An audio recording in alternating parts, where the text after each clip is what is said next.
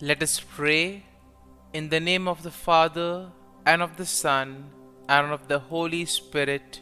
Amen.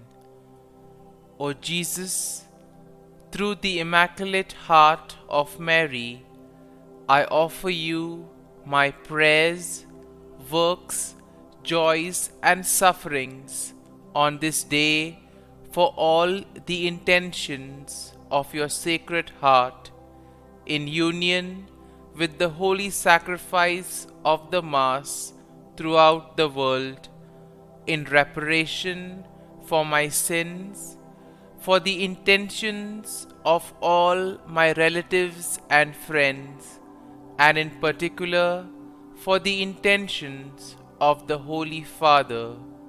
Amen.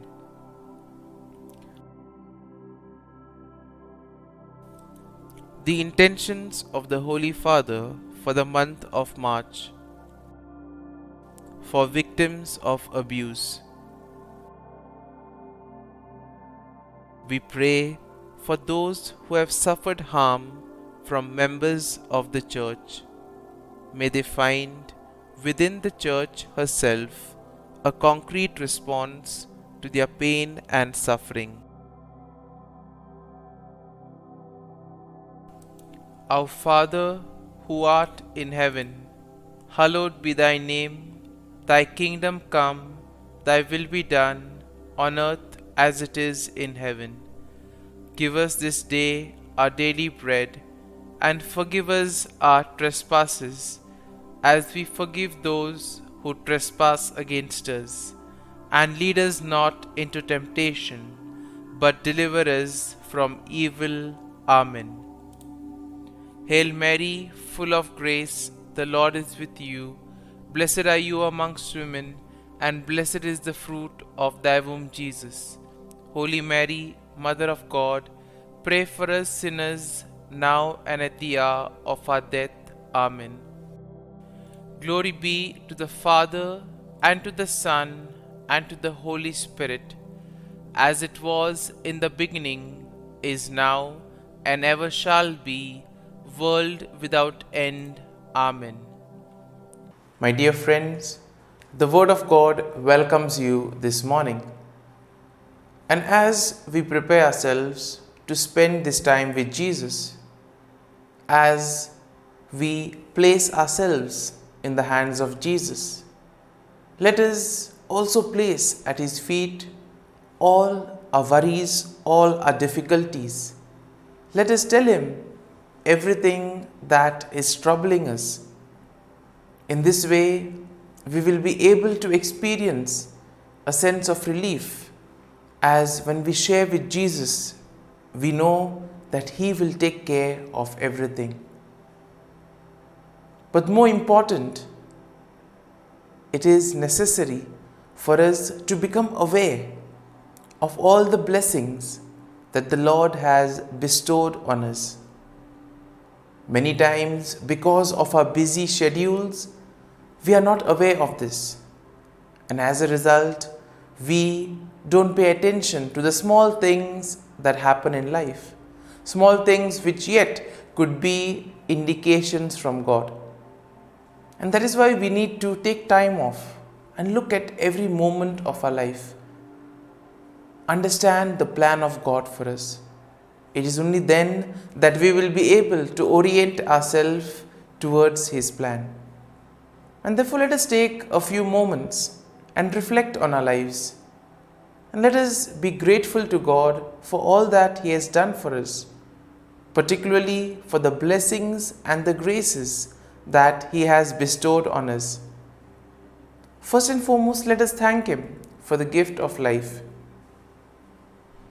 We thank Him for the various talents, abilities that He has given us. We also thank Him for the people in our lives that have contributed in so many ways to our well-being. Lord, we thank You for our family members, friends, relatives, near and dear ones, and all those who have played a very important role in our lives. Lord, it is through these individuals that You have guided us and you have molded us. In other words, we have become who we are because of their hard work, time, and dedication.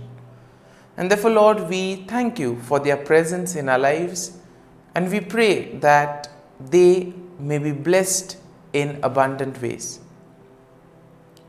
And my dear friends, now let us reflect on Psalm 44. As usual, we shall have a general overview of the psalm, and then we shall reflect in detail, looking at certain important aspects of the psalm.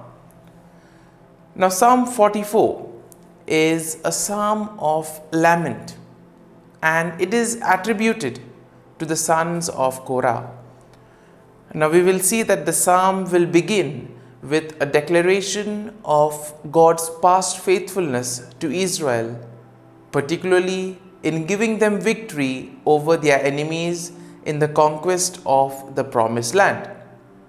However, we see that the psalmist laments that God has apparently abandoned them in their current struggles despite their faithfulness to Him.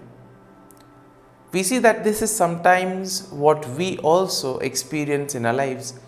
We all face challenges, we all encounter difficult situations, and sometimes we may wonder, in spite of doing everything right, still nothing works out. And here we find ourselves having this experience of abandonness. The same thing is also experienced by the psalmist, and we will see how he responds to it. In short, we can say that Psalm 44, being a psalm of lament, it speaks about the struggles that the people of God experience in times of trouble. At the same time, we also see that it is a reminder that even in the midst of suffering, even in the midst of persecution, we can hold fast to our faith in God, and that we can trust in His mercy and salvation. The faith that the psalmist has in God is like a model, and this is indeed something that all of us can follow even in our struggles, trusting that God will deliver us and bring us through to the other side. Now let us read the psalm and try to see what thought touches us. The psalm begins, "We have heard with our ears, O God, our ancestors have told us what deeds you performed in their days, in the days of old." And here we see that the first verse itself starts with the psalmist expressing his love and loyalty to God, and how he has heard of all the great deeds that the Lord has done for the people in the past. Now we see that the psalmist will go ahead and recount that Israel's conquest of the promised land, and this we will see in verses 2 and 3, which go like this: "You with your own hand drove out the nations, but them you planted. You afflicted the peoples, but them you set free. For not by their own sword did they win the land, nor did their own arm give them victory, but your right hand and your arm, and the light of your countenance, for you delighted in them."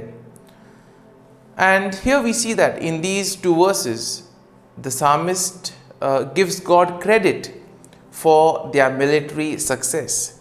The psalmist speaks of how God was their hope and their glory, and how their trust in Him gave them victory over their enemies. Now in the next verses, we see that the psalmist will then shift the focus from the past to the current situation. Let's have a look. "You are my King and my God. You command victories for Jacob. Through you we push down our foes. Through your name we tread down our assailants. For now in my bow do I trust, nor can my sword save me. But you have saved us from our foes, and have put to confusion those who hate us. In God we have boasted continually, and we will give thanks to your name forever." Now, in verse 4 to 8, we see that the psalmist speaks of how God has rejected them and allowed them to be defeated by their enemies. And here we can see a sense of abandonment, something that all of us experience in those difficult moments when nothing seems to be going according to plan, in those moments where everything seems to be an impossible challenge. And the psalmist declares that in spite of all this, they have not abandoned their faith in God. On the contrary, they have been made a reproach among their neighbors. They have become a laughing stock, and people mock them for their trust in God. And this is another familiar sight which many would experience, that sometimes people do tend to mock us when things do not go. Now, we see that the psalmist then continues to plead his case before God in verses 9 to 16, which we will now read. Yet you have rejected us and abased us, and have not gone out with our armies. You have made us turn back from the foe, and our enemies have gotten spoil. You have made us like sheep for slaughter, and have scattered us among the nations. You have sold your people for a trifle, demanding no high price for them. You have made us the thought of our neighbors, the derision and scorn of those around us. You have made us a byword among the nations, a laughing stock among the peoples. All day long my disgrace is before me, and shame has covered my face. Now here we see that the psalmist asks God as to why he has abandoned them, and in a way he begs for his mercy and salvation. We see that the psalmist asks God to remember his covenant and also to deliver them from their enemies. And in this way we see that he describes their suffering and asks God to intervene and save them from their plight. Now, in the following verses, in verse 17 to 22, once again we see that the psalmist will emphasize their loyalty to God and the righteousness of their cause. He will remind God that they have not turned away from God and have remained faithful even in the face of persecution. And it is at this moment that the psalmist also declares that they have not forgotten God's name and that they have not worshipped other gods. Finally, in verses 23 to 26, we see that the psalmist will end the psalm with a plea for God's mercy and deliverance. He will acknowledge that only God can save them from their enemies, and therefore he begs God to intervene. And therefore the psalm ends with the psalmist declaring his faith in God and his hope for salvation. Now, as we have reflected and meditated and heard the psalm in detail, let us now close our eyes at this morning hour and let us thank the Lord. Let us praise the Lord. Let us glorify the Lord. Loving Father, you have given us this time in the morning. You have been gracious to us.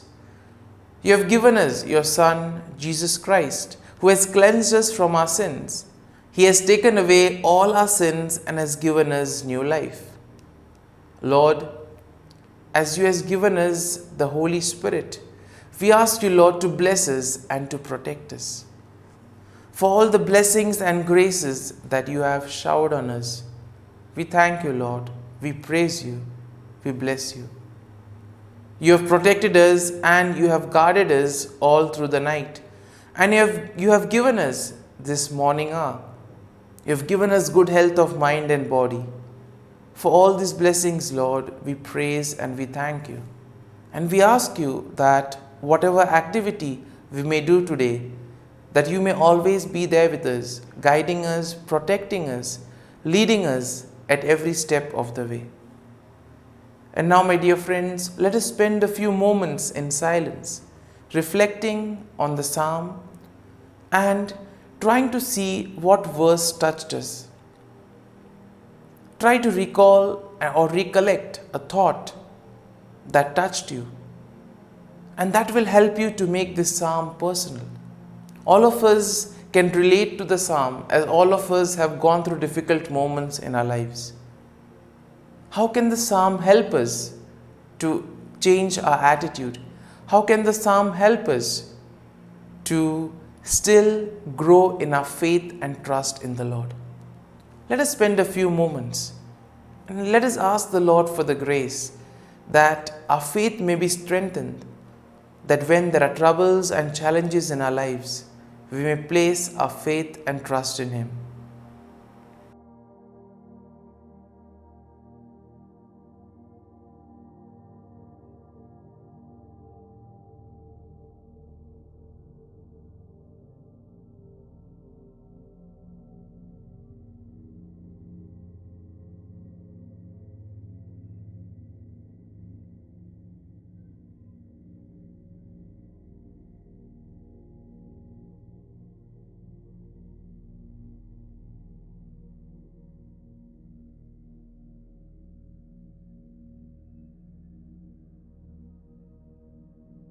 Prayer to Saint Michael the Archangel for protection.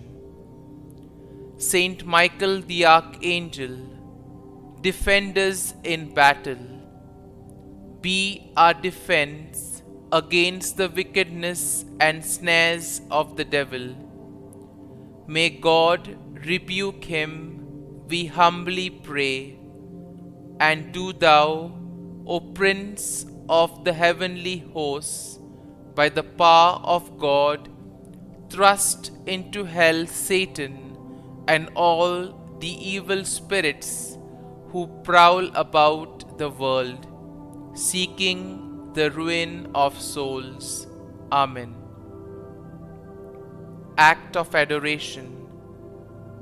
O Sacrament most holy, O Sacrament divine, all praise and all thanksgiving be every moment thine. Saint Gertrude Prayer for souls in purgatory. Eternal Father, I offer Thee the most precious blood of Thy divine Son, Jesus, in union with the masses said throughout the world today, for all the holy souls in purgatory, for sinners everywhere, for sinners in the universal church, those in my own home and within my family. Amen. May the divine assistance remain always with us, and may the souls of the faithful departed through the mercy of God rest in peace. Amen. Glory be to the Father, and to the Son, and to the Holy Spirit, as it was in the beginning, is now, and ever shall be, world without end. Amen.